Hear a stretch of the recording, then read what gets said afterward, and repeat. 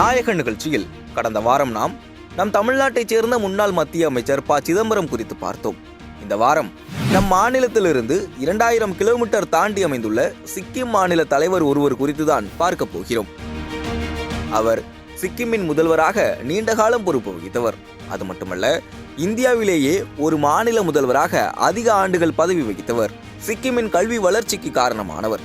எழுத்தாளர், கவிஞர் என அவருக்கு பல சிறப்புகள் இருந்தாலும் நம் நிகழ்ச்சியில் அவரை பார்ப்பதற்கான நோக்கம் 8 முறை மக்களால் எம்எல்ஏவாக தேர்ந்தெடுக்கப்பட்டவர்.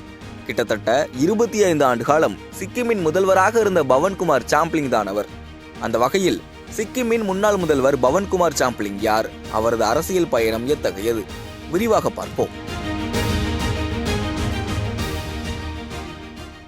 பவன்குமார் சாம்ப்லிங் 1950 செப்டம்பர் 22ஆம் தேதி தெற்கு சிக்கிமில் இருக்கிற யாங்காங் அப்படின்ற கிராமத்தில் பிறந்தவர். அந்த வகையில் நேற்று தான் அவரோட 75வது பிறந்தநாள் அப்படின்றதும் நேற்று தான் போனது. தொடர்ச்சியாக 5ஆம் வகுப்புலேயே பள்ளியிலேருந்து பவன்குமார் சாம்ப்லிங் ட்ராப் அவுட் ஆகிடுறாரு. அதே வேளையில் அவருக்கு எழுத்து மீதான தீவிரமான ஆர்வம் இருக்குது. நேபாளில் மிகச்சிறந்த கவிதைகளை, மிகச்சிறந்த கதைகளை அப்படின்னு எழுதக்கூடிய ஒரு எழுத்தாளராக பவன்குமார் சாம்ப்லிங் வளர்ந்து வராரு. சிக்கிம் சாகித்ய பரிஷத் வழங்கக்கூடிய பானு புரஸ்கார் அவார்டும் பவன்குமார் சாம்ப்லிங் வாங்கியிருக்காரு. மிகச்சிறந்த எழுத்தாளர், கவிஞர், சமூக செயற்பாட்டாளர் அப்படின்னு பவன்குமார் சாம்ப்லிங்கோட அந்த பயணம் அப்படின்றது இருக்கு. 1973 அந்த காலகட்டத்தில் அவருக்கு அரசியல் மீதும் ஆர்வம் வருது. அதே வேளையில மறுபுறம் பார்த்தோம்னா சிக்கிமோட மன்னராட்சி முடிவு பெற்று சிக்கிமோட பாதுகாப்பு காரணங்களுக்காக 1975 இந்தியாவோட ஒரு மாநிலமா சிக்கிம் இணைகிறாங்க. அது வரைக்கும் சிக்கிம் ஒரு தனி ராஜ்யமா, ஒரு தனி நாடாக தான் இருந்தாங்க. அந்த வகையில் இந்தியாவோட 1975 இணைந்து இந்தியாவோட 22வது மாநிலமா சிக்கிம் உருவாகுது. ஒரு பொது வாக்கெடுப்பின் மூலமாகத்தான் சிக்கிம் இந்தியாவோட இணைக்கப்படுது.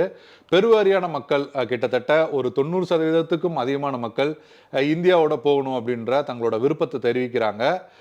இதற்கடுத்து நம்ம பார்த்தோம்னா சிக்கிமில் புதிய அரசாங்கம் இதெல்லாம் உருவாகுது. மறுபுறம் பார்த்தோம்னா 1982 யாங்காங் அந்த கிராம சபையோட தலைவராக பவன்குமார் சாம்ப்லிங் உருவெடுக்கிறாரு.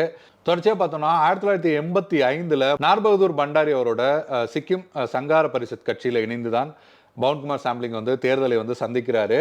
சிக்கிமில் ஒட்டுமொத்தமாகவே மக்கள் தொகை அப்படின்னு நம்ம பார்த்தோம்னா 6 லட்சம் அந்த அளவில் தான் மக்கள் தொகை இருக்குது. அந்த வகையில் ஒரு தொகுதிக்கான வாக்குகள் அப்படின்றது ரொம்பவே குறைவு தான். ஒட்டுமொத்தமாகவே பவன்குமார் சாம்ப்லிங் 2281 வாக்குகள் தான் வாங்குறாரு. ஆனால் காங்கிரஸ் வேட்பாளரான பிரதீப் யான்சாங்கை விட 1762 வாக்குகளுக்கும் அதிகம் பெற்று அந்த தேர்தலில் முதன்முறையாக பவன்குமார் சாம்ப்லிங் எம்எல்ஏவாக தேர்ந்தெடுக்கப்படுறாரு. தொடர்ச்சியாக 1989 சிக்கிம் சட்டமன்ற தேர்தலில் மீண்டுமே முதன்முறையாக போட்டியிட்ட டம்தங் தொகுதியிலேயே 2வது முறையாக பவன்குமார் சாம்ப்லிங் போட்டியிடுறாரு. காங்கிரஸ் வேட்பாளரான சுராஜ்குமார் கர்த்தானை விட கிட்டத்தட்ட 3900 வாக்குகள் அதிகம் பெற்று 2வது முறையாகவும் பவன்குமார் சாம்ப்லிங் வெற்றி பெறாரு. அது மட்டுமல்ல, நார்பகதூர் பண்டாரி அமைச்சரவையில் தொழில், தகவல் மற்றும் மக்கள் தொடர்பு அமைச்சராகவும் பவன்குமார் சாம்ப்லிங் பதவியேற்கிறாரு. தொடர்ச்சியாக பார்த்தோம்னா சிக்கிமில் பல்வேறு அரசியல் சூழல்கள் மாறுது, மிகப்பெரிய எழுச்சி அப்படின்றதும் உண்டாகுது.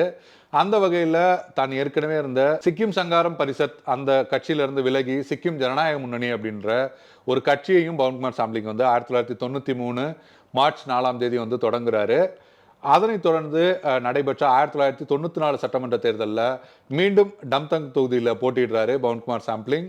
தான் ஏற்கனவே இருந்த சிக்கிம் சம்காரம் பரிஷத் அந்த கட்சியை சேர்ந்த குமார் சுப்பாவை விட 2500 வாக்குகள் அதிகம் பெற்று 3வது முறையாக எம்எல்ஏவாக பவன்குமார் சாம்ப்லிங் தேர்ந்தெடுக்கப்படுறாரு. அது மட்டுமல்ல, சிக்கிமோட முதலமைச்சராக முதன்முறையாக அந்த முறை தான் பதவி ஏற்கிறாரு. அவரோட கட்சியான சிக்கிம் ஜனநாயக முன்னணி மொத்தமுள்ள 32 தொகுதியில் 19 தொகுதிகளை பெற்று ஆட்சி அமைக்கிறாங்க. 17 தொகுதிகள் அப்படின்றது இருந்தாலே போதும், 19 எம்எல்ஏக்களோட அந்த முறை ஆட்சி அமைக்கிறாங்க. தொடர்ச்சியாக 1999 தேர்தல் வருது. அந்த தேர்தலையும் மீண்டும் டம்தங் தொகுதியில் தான் பவன்குமார் சாம்ப்லிங் போட்டியிடுறாரு. எஸ்எஸ்பி வேட்பாளரான கமல்குமார் ராயை விட 3000 வாக்குகள் அதிகம் பெற்று மீண்டும் எம்எல்ஏ பவன்குமார் சாம்ப்லிங் தேர்ந்தெடுக்கப்படுறாரு. அது மட்டுமல்ல, அவரோட கட்சி மொத்தமுள்ள 32 தொகுதிகளில் 24 தொகுதிகளில் வெற்றி பெற்று மீண்டுமே 2வது முறையாக பவன்குமார் சாம்ப்லிங் சிக்கிமோட முதலமைச்சராக பதவியேற்கிறாரு. 2004 சட்டமன்ற தேர்தல் வருது. அப்போது அவரை எதிர்த்து யாருமே போட்டியிடலை. அந்த வகையில் அன்ன போஸ்ட்ல பவன்குமார் சாம்ப்ளிங் வந்து எம்எல்ஏவாக தேர்ந்தெடுக்கப்படுறாரு. அது மட்டுமல்ல, அவரோட கட்சி அப்படின்றதும் 32 இடங்கள்ல 31 இடங்கள் அப்படின்னு ஒரு மாபெரும் வெற்றியை அவங்களோட கட்சியும் வந்து பதிவு பண்றாங்க. பவன்குமார் சாம்ப்ளிங்கும் சிக்கிமோட முதல்வராக 3வது முறையாக பொறுப்பேற்கிறாரு. தொடர்ச்சியா 2009 சட்டமன்ற தேர்தல் வருது. இந்த தேர்தலுமே சிக்கிம் ஜனநாயக முன்னணிக்கு மாபெரும் வெற்றியை கொடுத்த தேர்தல். இந்த தேர்தல்ல போக்லோ கம்ராம், நாம்சி சிங்கிதாய் அப்படின்ற 2 தொகுதிகளில் பவன்குமார் சாம்ப்ளிங் வந்து போட்டியிடுறாரு. 2 தொகுதிகளிலுமே அவர் வெற்றி பெற்றுறாரு. அது மட்டுமல்ல, மொத்தமுள்ள 32 தொகுதிகளில் 32 தொகுதிகள்லையுமே ஒட்டுமொத்தமாக வெற்றியை வந்து சிக்கிம் ஜனநாயக முன்னணி வந்து பெறாங்க. 4வது முறையாக சிக்கிமோட முதல்வராக பவன்குமார் சாம்ப்ளிங் வந்து பொறுப்பேற்கிறாரு.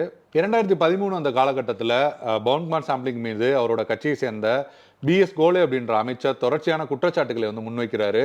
ஊழல் புகார் அப்படின்ற விஷயங்களையும் பவன்குமார் சாம்ப்ளிங் மேல அவர் வந்து முன்வைக்கிறாரு. இந்த நிலையில அவர் சிக்கிம் ஜனநாயக முன்னணி கட்சியிலிருந்து வெளியேறி சிக்கிம் கிராந்திகரி மோர்ச்சா, அதாவது சிக்கிம் புரட்சிகர முன்னணி அப்படின்ற ஒரு கட்சியை வந்து தொடங்குறாரு. 2014 அந்த கட்சியுமே பிரதான போட்டியாளராக போட்டியிடுறாங்க. அந்த தேர்தலையுமே 2 இடங்கள்ல பவன்குமார் சாம்ப்ளிங் போட்டியிட்டு 2 இடங்கள்லையுமே வெற்றி பெறாரு. மொத்தமுள்ள 32 இடத்துல 22 இடங்களே அவரோட கட்சி வந்து கைப்பற்றுகிறது. ஆட்சியை பவன்குமார் சாம்ப்ளிங் தான் சிக்கிமோட முதல்வராக 5வது முறையாக பொறுப்பேற்கிறாரு. அந்த வகையில அவருக்கு முன்பாக 5 முறை முதல்வராக இருந்த ஜோதி பாசுவோட சாதனையை பவன்குமார் சாம்ப்ளிங் வந்து சமன் செய்கிறாரு. அதே வேளையில அவரோட கட்சியிலிருந்து விலகி கட்சி ஆரம்பித்த சிக்கிம் கிராந்திகரி மோர்ச்சா கட்சியும் 10 இடங்களை வந்து பிடிக்கிறாங்க. ஒரு வருடத்துக்கு பிறகு அவங்க கட்சியிலிருந்து 7 எம்எல்ஏக்கள் மீண்டுமே சிக்கிம் ஜனநாயக முன்னணியில் இணைகிறாங்க அப்படின்ற விஷயங்களையும் நம்ம பார்க்க வேண்டும். அதனைத் தொடர்ந்து 2019 சட்டமன்ற தேர்தல், சிக்கிமோட முதல்வராக 24 ஆண்டுகள் 165 நாட்கள் இருந்த பவன்குமார் சாம்ப்ளிங்கோட முதல்வர் பதவி அப்படின்றது முற்றுப்புள்ளி பெற்ற தேர்தல் அப்படின்னு அதை வந்து சொல்லலாம். அந்த தேர்தலையுமே 2 இடங்கள்ல பவன்குமார் சாம்ப்ளிங் போட்டியிடுறாரு. 2 இடங்களிலுமே அவர் வெற்றி பெற்றாரு. அதே வேளையில அவரோட கட்சி 15 இடங்களை தான் பிடிக்குது. அதே வேளையில சிக்கிம் ஜனநாயக முன்னணியிலிருந்து பிரிந்து சென்று ஆரம்பிக்கப்பட்ட கட்சியான சிக்கிம் கிராந்திகரி மோர்ச்சா சிக்கிம் ஆட்சியை வந்து பிடிக்கிறாங்க. தொடர்ச்சியாக எதிர்க்கட்சி தலைவராக பவன்குமார் சாம்ப்ளிங் வந்து செயல்படுறாரு. 2019 தேர்தலில் முதல்வர் பதவி போகுது, எதிர்க்கட்சி தலைவராக இருக்கிறாரு.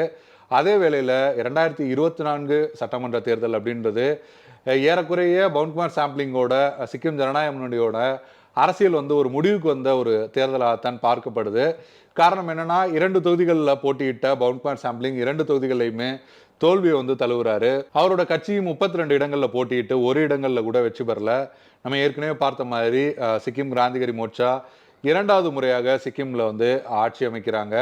சிக்கிமோட முதல்வராக 24 வருடம் 165 நாட்கள் பவன்குமார் சாம்ப்ளிங் வந்து பதவி வச்சிருக்காரு. அவரோட காலகட்டத்தில் கல்விக்கு வந்து பல்வேறு முக்கியத்துவத்தை வந்து பவன்குமார் சாம்ப்ளிங் வந்து கொடுத்திருக்காரு. சிக்கிமோட லிட்ரஸி ரேட் அதிகமாக இருப்பதற்கு பவன்குமார் சாம்ப்ளிங்கோட பங்களிப்பு அப்படின்றது ரொம்பவே முக்கியமானதாக பார்க்கப்படுகிறது. தவிர சிக்கிம்ல இயற்கை விவசாயம் உள்ளிட்ட விஷயங்கள்லையுமே பவன்குமார் சாம்ப்ளிங்கோட அந்த முன்னெடுப்புகள் வந்து கவனிக்கக்கூடியதாகவும் இருக்கு.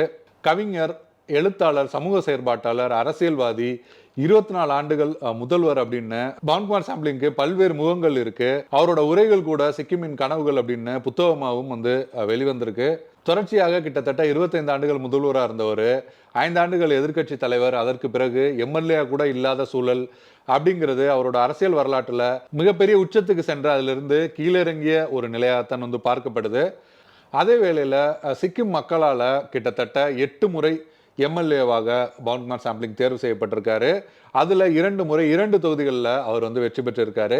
அந்த வகையில் சிக்கிம் மாநில மக்களோட மனங்களில் அவர் ஒரு நாயகனாகத்தான் இருக்கிறார் அப்படின்றதுல எந்த ஒரு சந்தேகமும் இல்லை. இந்த வாரம் சிக்கிமோட முன்னாள் முதல்வர் பவன்குமார் சாம்ப்ளிங் குறித்து பார்த்தோம். அடுத்த வாரம் மற்றும் ஒரு தலைவர் குறித்து பார்ப்போம். நன்றி, வணக்கம்.